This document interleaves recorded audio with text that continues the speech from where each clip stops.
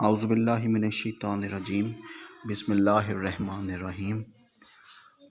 Sudan کے رہنے والے ایک عبداللہ نام کے شخص کی شادی ہوتی ہے اور حکم خدا کہ 5 سال تک کوئی اولاد نہیں ہوتی۔ اسی وجہ سے اس کی بیوی اس سے طلاق لے لیتی ہے۔ پھر یہ شخص عبداللہ تنہا ہو جاتا ہے تو اس نے عمرہ پر جانے کا ارادہ کیا۔ کچھ جمع پونجی لے کر مکہ بیت اللہ پہنچ جاتا ہے۔ ایک دن وہ حرم مکہ میں بیٹھا ہوتا ہے کہ اس کی ملاقات ایک سعودی شخص سے ہوئی۔ حال احوال کے بعد پوچھا کیا کرتے ہو؟ تو عبداللہ نے بتایا کہ وہ سوڈان سے آیا ہے اور اپنے حالات کے بارے میں بتایا۔ سعودی شخص نے کہا مجھے ایک آدمی کی ضرورت ہے جو میری بکریاں چرائے اور ان کا خیال رکھے۔ عبداللہ نے بھی آمادگی ظاہر کر دی اور کہا کہ میں یہ کام کر سکتا ہوں۔ اب عبداللہ کی ڈیوٹی ایک چرواہے کے طور پر لگ گئی اور وہ یہ ڈیوٹی ایمانداری اور لگن سے کرنے لگا، جس سے اس کے مالک کے مال ڈنگر میں برکت ہو گئی۔ ایک دن عبداللہ نے اپنے مالک سے کہا کہ لوگ مجھ سے بکریاں خریدنے اور بیچنے کے لیے بھی کہتے ہیں، کیا میں اس کی خرید و فروخت کر سکتا ہوں؟ مالک نے بخوشی اجازت دے دی اور ساتھ میں اس میں عبداللہ کی کمیشن بھی رکھ دی۔ یہاں یہ بات یاد رہے کہ عبداللہ نے اپنے باس کو کہا تھا کہ میری تنخواہ اور کمیشن اپنے پاس جمع کرتے جاؤ، جب میں اپنے ملک جاؤں گا پھر آپ سے لے لوں گا۔ باس نے کہا ٹھیک ہے اور اپنے پاس عبداللہ کا حساب کتاب لکھ کر رکھنے لگا۔ عبداللہ نے بھی اپنے پاس حساب کتاب کی کاپی بنائی ہوئی تھی جس میں وہ لکھا کرتا تھا کہ کتنے پیسے میں نے اپنے مالک کو دے دیے اور کتنی میری تنخواہ بن گئی۔ اسی طرح 6-7 سال گزر گئے تو عبداللہ نے اپنے باس کو کہا کہ میں نے اپنے ملک سوڈان واپس جانا ہے، مجھے میرا برائے مہربانی حساب کتاب کر دو۔ جب باس نے اس کا حساب کتاب کیا تو وہ کثیر رقم جو کہ لاکھوں ریال بن رہی تھی، جس کی وجہ سے اس کی نیند خراب ہو گئی اور وہ عبداللہ کو ٹال مٹول کرنے لگا۔ پھر اسی طرح سال ایک اور گزر گیا۔ عبداللہ نے پھر اپنے باس سے رقم کا تقاضا کیا لیکن باس نے رقم دینے پر انکار کر دیا اور بلکہ اس کے دل میں لالچ آ گیا۔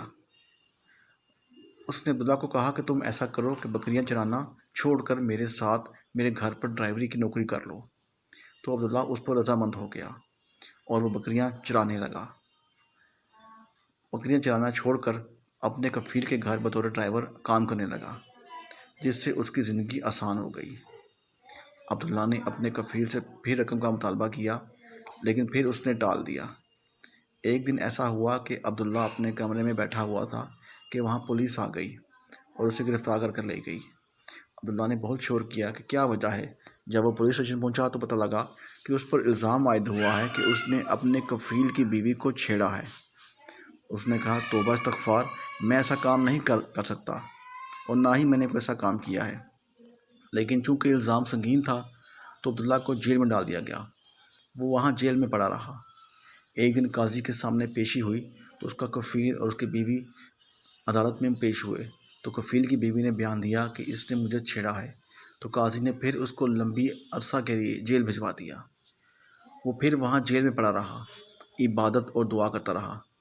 ایک دن ایسا ہوا، اللہ کا کرنا ایسا ہوا کہ جیل میں ایک بڑا خطرناک مجرم جیل میں آیا۔ اس نے جب عبداللہ کو دیکھا تو کہ وہ بہت عبادت گزار اور رو رو کر دعا کر رہا ہے تو اس نے سارا ماجرا پوچھا تو عبداللہ نے اپنے ساتھ ہوا سارا واقعہ بتا دیا۔ تو اس نے عبداللہ کے کان میں ایک بات کہی تو عبداللہ چونک گیا، کہنے لگا کہ میں یہ نہیں کر سکتا۔ تو اس نے کہا کہ اگر تم جیل سے باہر جانا چاہتے ہو تو یہ سب تمہیں کرنا پڑے گا۔ کچھ دنوں کے بعد پھر عدالت میں پیشی ہوئی تو وہاں پر اس کا کفیل اور بیوی پیش ہوئے تو قاضی نے عورت سے پوچھا کہ اپنا مقدمہ بتاؤ، تو عورت نے پھر سے وہی بیان دے دیا کہ اس آدمی نے مجھے چھیڑا ہے۔ پھر قاضی ملزم عبداللہ کی طرف روانہ ہوا اور اس سے کہا کہ تم بتاؤ تم کیا صفائی دیتے ہو۔ عبداللہ نے کہا کہ مجھے کچھ سوچنے کا موقع دیا جائے۔ کچھ ٹائم بعد عبداللہ نے کہا جی ہاں، اس کو میں نے ایک بار نہیں چھیڑا بلکہ اس کے ساتھ میرے 3-4 ماہ سے ناجائز تعلقات ہیں۔ دراصل یہ مشورہ عبداللہ کو اسی قیدی نے دیا تھا جو کہ خطرناک مجرم تھا۔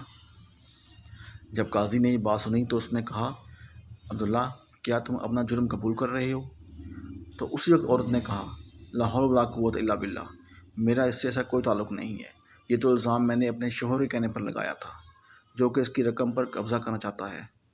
پھر قاضی نے اسی وقت عبداللہ کے کفیل کو گرفتار کروا دیا اور اس کی جو رقم بنتی تھی اس کو ساری رقم واپس دلوا دی۔ یوں عبداللہ بے گناہ ثابت ہو گیا اور اس پر تہمت لگانے کی وجہ سے کفیل کو 1 لاکھ جرمانہ اور 3 ماہ قید کا حکم بھی دیا۔ نتیجہ، اللہ کے ہاں دیر ہے اندھیر نہیں۔